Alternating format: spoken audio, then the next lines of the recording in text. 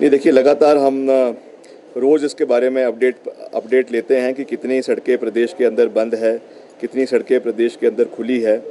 अगर हम जो है आज की बात करें तो करीबन करीबन जो है 120 सड़कें, 211 सड़कें प्रदेश के अंदर जो है वो बंद हुई, और उसमें से 121 सड़कें जो हैं वो आज शाम तक खोल दी जाएगी, और अगले 37 सड़कें जो हैं वो कल तक खोल दी जाएगी।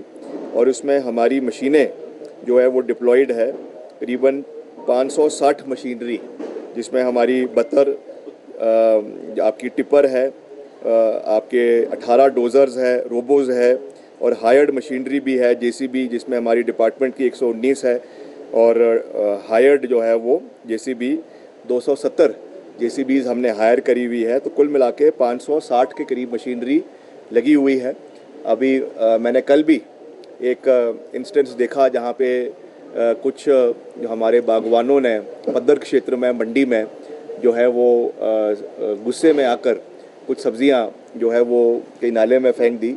मैं उनसे माफ़ी भी मांगना चाहूँगा, और उसका मैंने कड़ा संज्ञान आज सुबह ही लिया। मैंने आज सुबह ही उसके बारे में ईएनसी और सेक्रेटरी पीडब्ल्यूडी से बात करी। हालांकि वो कुछ घंटे बाद वो सड़क खोल दी गई थी, क्योंकि बारी बारी उसमें जो है ऊपर से लासा आ रहा था, जिसकी वजह से हालांकि मशीन्स के माध्यम से उसको साफ़ कर दिया गया था, मगर क्योंकि जान की जोखिम पे जो हमारे वहाँ पे मल्टीटास्क वर्कर्स है, हमारे डिपार्टमेंट के लोग हैं, वो कार्य कर रहे थे, तो हम ये भी नहीं चाहते कि कोई ऐसी ट्रेजेडी हो जाए, इसलिए बीच बीच में जाकर उसको खोला जा रहा था। मगर फिर भी उसकी वजह से कुछ बागवानों को अपनी सब्ज़ी जिस तरीके से उन्होंने रोष प्रकट किया, उसके लिए मैं खेद प्रकट करता हूं। और मैंने इसके बारे में सख्त निर्देश आज सुबह ही ईएनसी को और पीडब्ल्यूडी के जो हमारे सेक्रेटरी हैं उनको दिए हैं कि लगातार इसकी मॉनिटरिंग होनी चाहिए।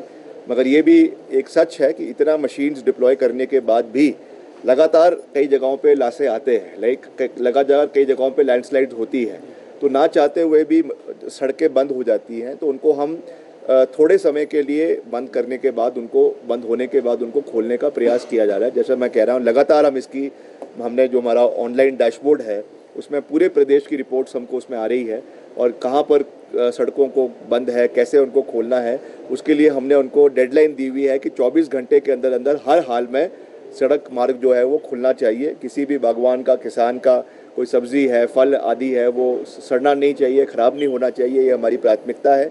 मगर जैसा मैंने कहा कि कभी कभी ख़राब मौसम की वजह से जो है, या बहुत ऐसी कोई प्रॉब्लम हो जाए उसकी वजह से थोड़ी सी समस्या आ जाती है, मगर उस पर हम निरंतर काम करने का प्रयास कर रहे हैं। महत्वपूर्ण खबर जो हमारे शिमला जिला के सभी बागवानों के लिए है, जिसके लिए हम निरंतर प्रयास कर रहे थे। अभी कुछ ही दिन पहले मैं चौपाल भी गया था, वहाँ पे भी मैंने ये बात रखी थी। मुझे खुशी है कि अभी 2 दिन पहले हमने जो निरंतर प्रयास किए केंद्र सरकार के साथ, उसके हमको सकारात्मक परिणाम मिले हैं। जो हमारी छैला, सैंज, यशवंत नगर, राजगढ़ सड़क है, जो एक मुख्य सड़क हमारे चौपाल, ठियोग, जुब्बल कोटखाई और रोडू क्षेत्र के बागवानों के लिए एक बहुत महत्वपूर्ण सड़क है, क्योंकि सारा का सारा 80% से 90% जो बागवानी से संबंधित लोडिंग है गाड़ियों की, वो उसी सड़क से जाती है। और उसके अपग्रेडेशन के लिए हम लगातार, मैं नितिन गडकरी जी से मिल रहा था, और अभी हमको उसके लिए करीबन 240 करोड़ रुपए की स्वीकृति 2-3 दिन पहले प्राप्त हुई है। और मैंने फ़ोन भी किया नितिन गडकरी जी को, मैंने उनको शुभकामनाएं दी, उनका धन्यवाद किया कि उन्होंने हमारी मांग को, जो बड़े लंबे समय से चली हुई थी, उसका हमको सहयोग मिला है। तो उन्होंने भी कहा कि ये बड़ा महत्वपूर्ण विषय था जिसको आप लगातार उठा रहे थे, और उस क्षेत्र के लोगों को एक बड़ी राहत आने वाले समय में मिलेगी। मैंने डिपार्टमेंट को कहा है कि जल्द से जल्द इसकी सारी औपचारिकताएं पूरी करें, और इसकी डीएनआईटी बनाकर टेंडर की प्रोसेस को पूरा करके इसको जल्द से जल्द अवार्ड किया जाए, जिसके लिए आने वाले समय में जैसे ही हमारा मानसून्स का सत्र मौसम ख़त्म होता है, उसके बाद इमीडिएटली इसका जो कार्य है, जिसमें हमारे 2 ब्रिजेस लगने हैं और बाकी मेटलिंग टायरिंग का काम है, ये शुरू हो जाएगा, जिससे हमारे इस क्षेत्र के लोगों को बहुत जो है अच्छा फ़ायदा होगा। और मैं इसके लिए विशेष रूप से जो हमारे जुब्बल कोटखाई के माननीय विधायक है और शिक्षा मंत्री है प्रदेश सरकार में, आदरणीय रोहित ठाकुर जी हमारे बड़े भाई हैं, मैं उनको भी बहुत बहुत शुभकामनाएं देना चाहूँगा, क्योंकि उन्होंने भी, हालांकि उनका विभाग नहीं है, मगर उन्होंने इस विषय को बहुत मजबूती से हर जगह पे उठाया, विधानसभा के अंदर उठाया, सरकार के समक्ष उठाया, मुख्यमंत्री जी के समक्ष उठाया। तो उनको भी मैं इसके लिए बहुत बहुत शुभकामनाएं देना चाहूँगा। उनका एक क्षेत्र भी इससे जो है वो जुड़ता है।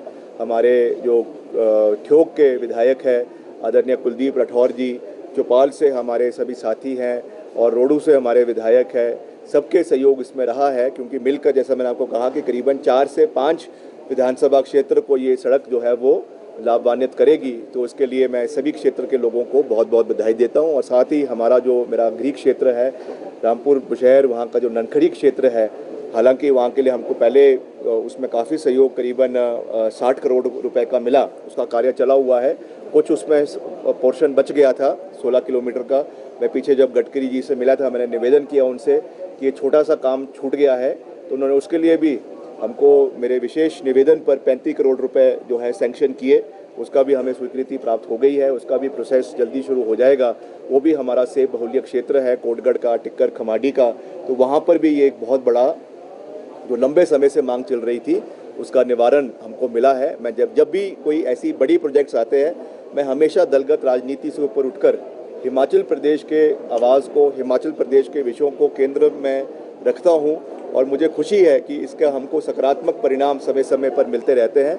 जैसा मैंने कहा कि ये करीबन 300 करोड़ रुपए जो अभी हमको स्वीकृत हुए हैं, ये एक बहुत बड़ी सौगात है, 290 के करीबन है, तो ये अच्छी एक सौगात है। और इससे हिमाचल के, खास करके शिमला जिला के जो हमारे बागवान हैं, उनको एक बड़ी राहत आने वाले समय में मिलेगी। तो इसके लिए मैं केंद्र सरकार का भी, गडकरी साहब का भी धन्यवाद करना चाहता हूँ, और मुख्यमंत्री जी का भी सहयोग जो इसमें रहा है, उनका भी विशेष धन्यवाद करना चाहता हूँ।